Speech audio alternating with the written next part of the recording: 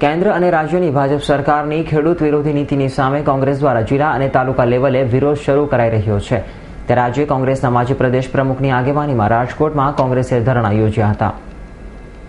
મોરબીના પંચાસર ગામમાં રાત્રિના એક કારમાં પટેલ પરિવાર મોરબી તરફ આવી રહ્યો હતો, ત્યારે ત્યાં ચોકમાં બેઠેલા કેટલાક ગરાસિયા શખ્સોએ એક કારમાં સવાર પરિણીતાની છેડતી કરતા તે બાબતે કાર ચાલક અને ગરાસિયા શખ્સો સાથે માથાકૂટ થતા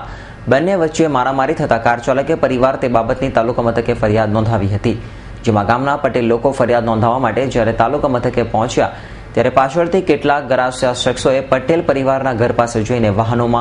ઘરમાં બીજી તોડફોડ કરી હતી, જેથી ગામનું વાતાવરણ તંગ બન્યું હતું અને ગ્રામજનો તોડફોડની ફરિયાદ પણ નોંધાવી હતી, જેથી ગામનું વાતાવરણ તંગ બન્યું તો બીજી તરફ ગરાસિયા શખ્સોએ પણ તેને માર્યાની તાલુકા મથકે ફરિયાદ નોંધાવી છે,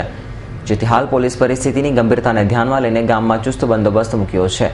કે વાતાવરણને તંગ ન બને,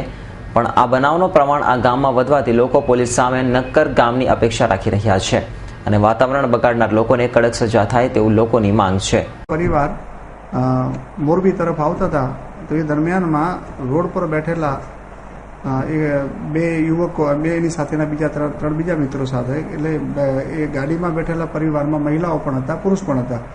તો એ વખતે એમણે થોડુંક અભદ્ર ભાષામાં બોલવાની ચેષ્ટા કરી અને એ અનુસંધાને મોરબી તાલુકા પોલીસ સ્ટેશનમાં ફર્સ્ટ પાર્ટ 26/2015 અને ગુનો દાખલ થયેલ છે। ત્યારબાદ ક્રોસ ફરિયાદ પણ એમાં થયેલ છે અને એના અનુસંધાને ફરીવાર પાછા જે પ્રથમ ફરિયાદી જે હતા એ પરિવારના લોકો જ્યારે કહેવા ગયા ત્યારે પાછું એ લોકોએ ફરીવાર એની સાથે બોલાચાલી કરી, એટલે એ રીતે ક્રોસ ફરિયાદ પણ લેવામાં આવેલ છે। આમાં જે લોકોએ વાહનોને તોડફોડ કરીને થોડું નુકસાન પહોંચાડેલ છે,